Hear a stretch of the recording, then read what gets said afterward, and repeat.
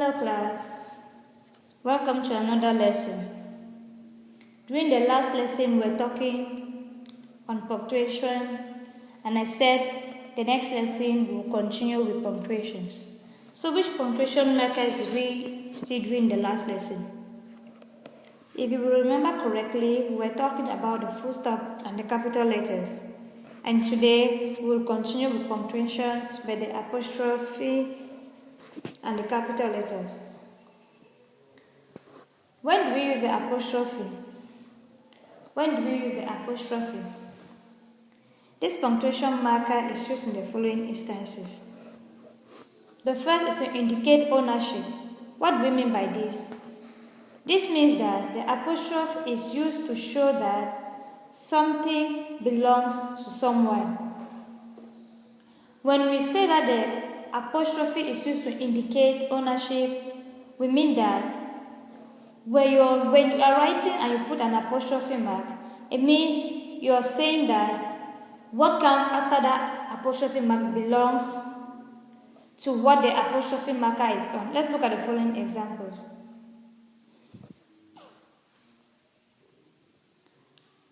The red book is Mary's. In the example above, the apostrophe marker shows that the book they are talking about is Mary's book. So the red book is Mary's. The apostrophe S is attached to Mary. This means that the book they are talking about belongs to Mary. Or that it is Mary's book. We either say that the book belongs to Mary or it is Mary's book. So it shows ownership. It shows that Mary is the owner of the book they are talking about in the sentence. Another example, that is John's phone. The apostrophe is attached to John. This means that the phone they are talking about is John's phone. So we say that is John's phone. The apostrophe marker comes after the word Joe's. It is Joe's phone. Take note when not to use the apostrophe. Take note on how the apostrophe is supposed to be placed. When using the apostrophe to indicate ownership or belongingness, you place the apostrophe mark on the noun representing the subject. When you are using the apostrophe mark to indicate ownership, you place the apostrophe mark on the subject or on the noun representing the subject and not the object. For example, in the sentence, that is John's phone. The subject here is John because John is the person they are talking about and the object is the word phone. Both of them are nouns, but yet you place the apostrophe marker on the noun that represents the subject. The subject is the person they are talking about in the sentence. So in this sentence, that is John's phone. The subject here is John. And the object is what is being talked about. So what is being talked about here is phone, is the phone of John. So the apostrophe marker will be placed on John, not on the phone. That is why you see the correction. That is why you see this one is marked with a tick and the next sentence is marked with an S. So instead of saying that is John's phones, you rather say that is John's phone. So when you are placing apostrophe marker indicating ownership, you place the apostrophe on the noun that represents the subject and not the object. Look at the next example. The red book is Mary's, not the red book's Mary, not the red book's Mary. So the red book is Mary's. So the apostrophe marker is placed on the subject. In this second example, book is the object and Mary is the subject. Even though book in this second sentence comes in the first position, it doesn't change it from being the object. It's still the object of the sentence.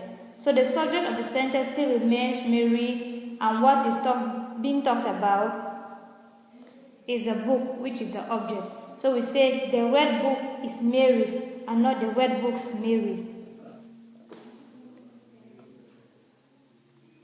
The apostrophe marker is also used to indicate that one or more letters have been left out in the spelling of a word. So we also use the apostrophe marker to show that one or more letters have been left out in the spelling of the word. This means that when we use the apostrophe,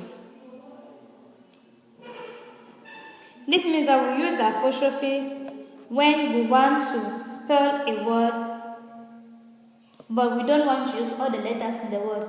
That is, we want to spell certain words using their short forms or omitting some letters in the word. For example, that's Mary pen instead of that is Mary's pen. So you see that in the first sentence, that's my pen. Instead of fully writing that is my pen, we write that, then an apostrophe before the S, omitting the I in the spelling. That's my pen instead of that is my pen. So the apostrophe marker here have been used to indicate that a letter has been left out in the spelling of the word is. The next example, he doesn't go to school instead of he does not go to school. So in this example, we see that in the spelling of the word not, the O has been omitted and replaced with an apostrophe. So we will say he doesn't go to school instead of he does not go to school. Now we'll look at the capital letter. The capital letter is used at the beginning of a sentence. For example, the children are playing. So at the beginning of the sentence, the letter T in this sentence is supposed to be written in capital letter. So the first letter in every sentence takes a capital letter. So you cannot start a sentence with a small letter. That is wrong in the English language. So whenever you want to write something, whenever you want to write a sentence, the first letter takes a capital letter. That is why we say the capital letter is used at the beginning of sentences, as in this sentence, the children are playing. The capital letter is also used in proper nouns and proper adjectives. For example, her name is Mary and she is a Nigerian. What is a proper noun?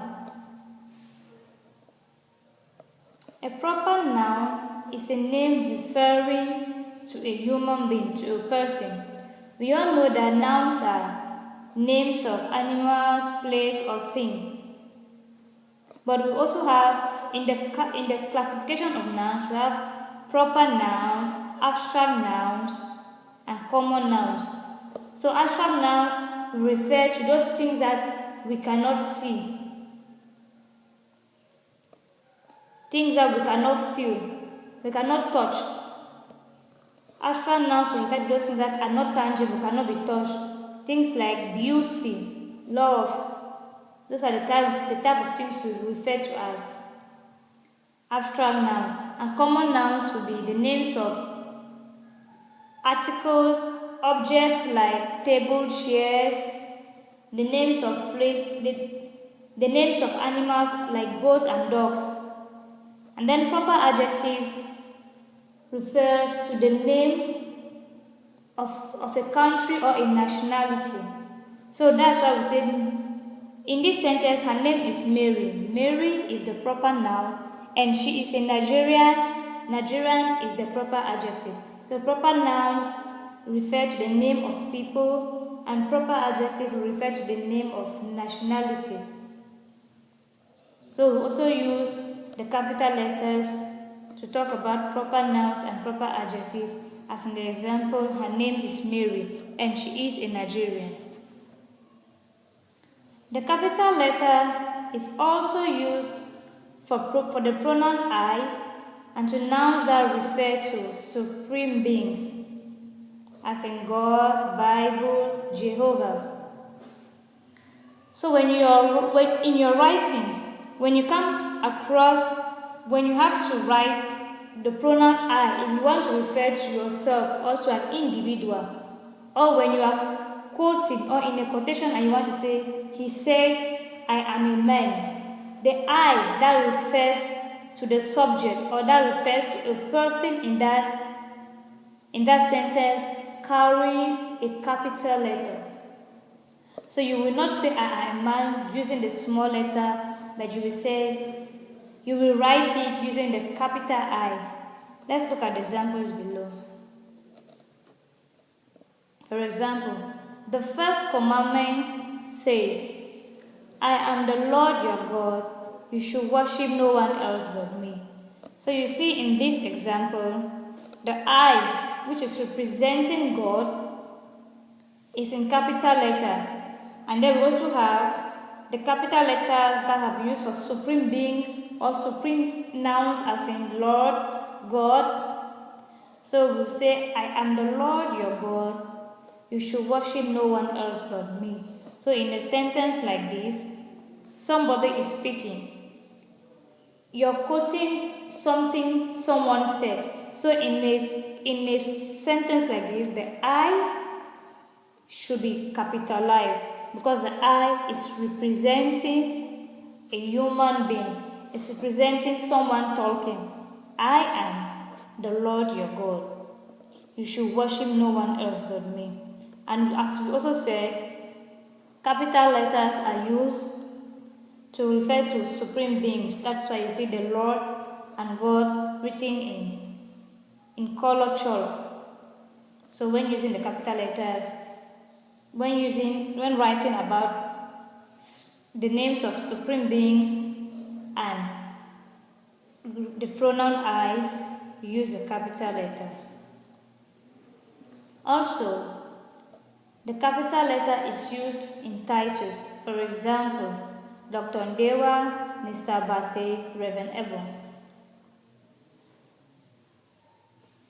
So when you're using titles as Doctor, Mr. and Reverend, you write the first letters of each in a capital letter. So then, having known how all these punctuations, the capital letter, the apostrophe, the full stop, and the comma, having known how all these punctuations are used, we'll now go further to correct the passage we saw in the previous lesson. So we say, Mr. Ekane is a very lazy man, full stop. He wakes up every morning and brushes his teeth for 1 hour, full stop. While his friends are going to the farm in the morning, comma, he sits in front of his house, waving everybody passing by, full stop. He is a thorn in the flesh of the villagers, because he always begs for food, full stop. So if you remember the earlier passage in the previous lesson, this passage was written with no punctuation markers, no capital letters, no full stop, no commas. And you can remember that when I tried reading it, I could hardly breathe because I was stopped. My air was stopped. So when reading a passage that has no punctuation, you have difficulties in breathing. You can't even get the message the sentence is trying to put across because you don't know which idea represent what or where an idea ends. So we say, Mr. Ekan is a very lazy man. He wakes up every morning and brushes his teeth for 1 hour. While his friends are going to the farm in the morning, he sits in front of his house waving everybody passing by. He is a thorn in the flesh of the villagers because he always begs for food, full stop. So then, you will revise the lessons on punctuation from the full stop, the comma, the apostrophe, and the capital letter, and learn how to use them in writing so you don't make mistakes when writing. This brings us to the end of the lesson. See you during the next class. Ciao.